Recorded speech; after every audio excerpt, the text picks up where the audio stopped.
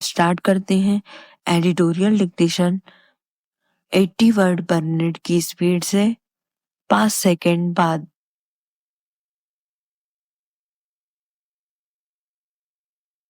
Start. यह सही कहा गया है कि हम वही हैं जो हम खाते हैं, क्योंकि हम जो खाना खाते हैं उसका सीधा असर हमारी सोच पर पड़ता है, और इसलिए यह इस बात के लिए महत्वपूर्ण है कि हम आखिरकार क्या बनते हैं। आधुनिक चिकित्सा विज्ञान द्वारा किए गए हाल के अध्ययनों ने सुझाव दिया है कि मानव शरीर स्वाभाविक रूप से मांसाहारी भोजन को पचाने और आत्मसात करने के लिए नहीं बना है। यही कारण है कि आज अधिकांश चिकित्सक अपने उन रोगियों को स्वस्थ शाकाहारी भोजन की सलाह देते हैं जो जीवन शैली संबंधी विकारों से पीड़ित हैं।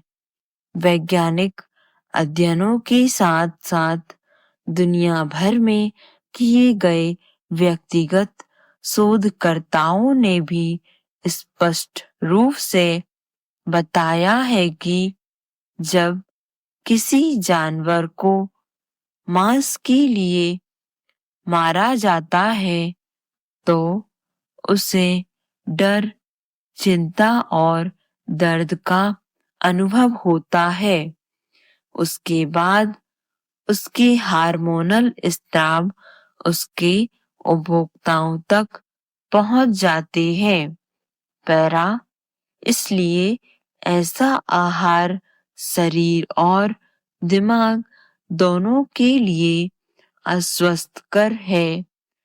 कई धर्मों में मांसाहारी भोजन को न केवल इसलिए सख्त वर्जित किया गया है क्योंकि यह अन्य जीवित प्राणियों को दर्द और पीड़ा पहुंचाता है, बल्कि इसलिए भी क्योंकि यह अपने उपभोक्ताओं के लिए बुरे विचारों और दृष्टिकोणों का स्रोत है।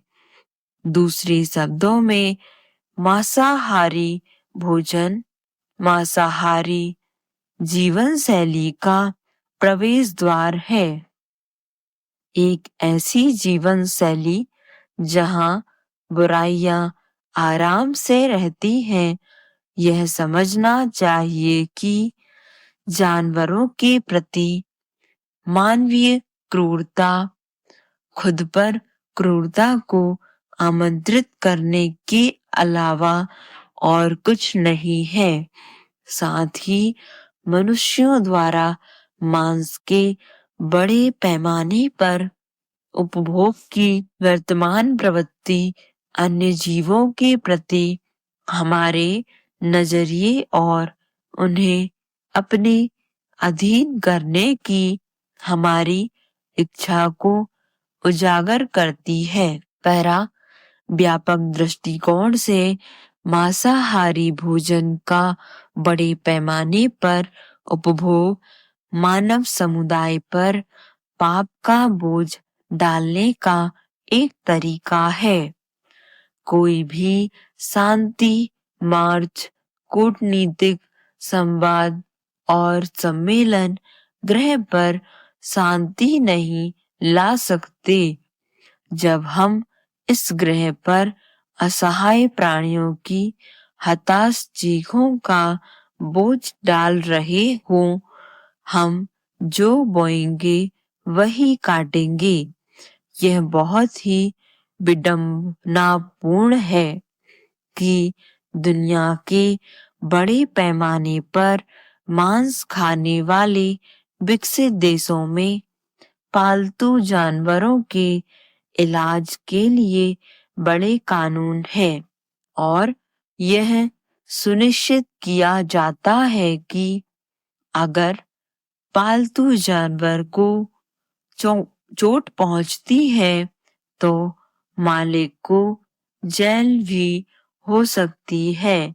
हालांकि इन्हीं देशों में भोजन के लिए हर दिन लाखों जानवरों को मार दिया जाता है और फिर भी कोई जेल नहीं जाता।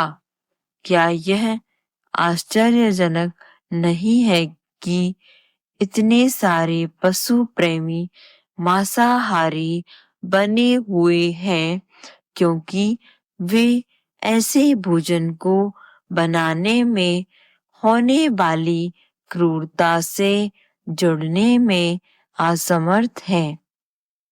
इससे भी ज्यादा चौंकाने वाली बात यह थी कि कुछ तथाकथित पशु समर्थकों द्वारा जानवरों को मारने के लिए मानवीय तरीके खोजने की अजीबोगरीब सिफारिश की गई थी, लेकिन यहाँ तर्क यह है कि एक दिन उसे मारने के लिए किसी जानवर को पालने से ज्यादा अमानवीय क्या हो सकता है।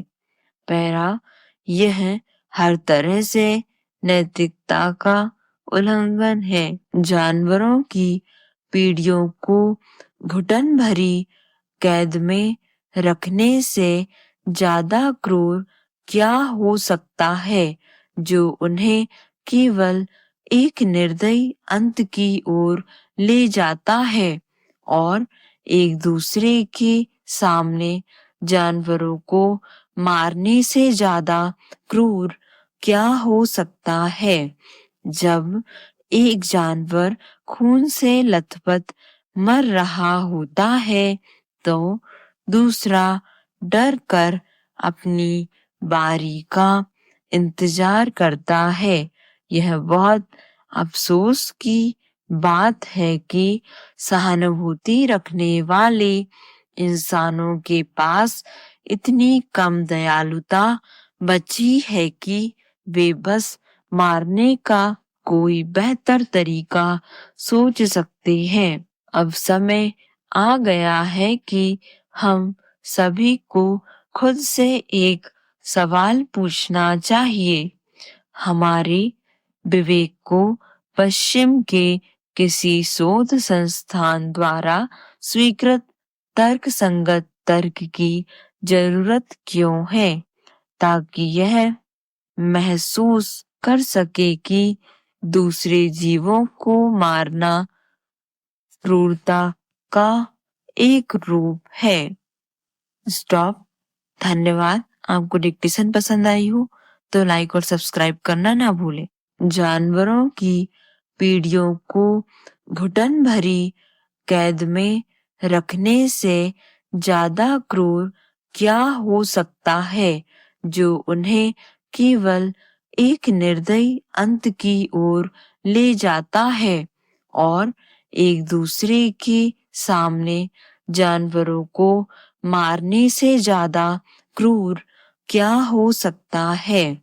जब एक जानवर खून से लथपथ मर रहा होता है तो दूसरा डर कर अपनी बारी का इंतजार करता है।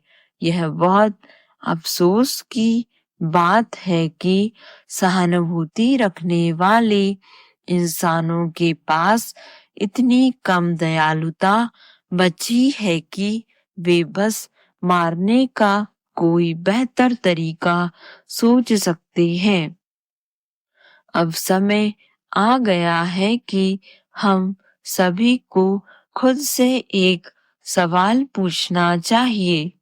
हमारे विवेक को पश्चिम के किसी शोध संस्थान द्वारा स्वीकृत तर्कसंगत तर्क की जरूरत क्यों है ताकि यह महसूस कर सके कि दूसरे जीवों को मारना क्रूरता का एक रूप है।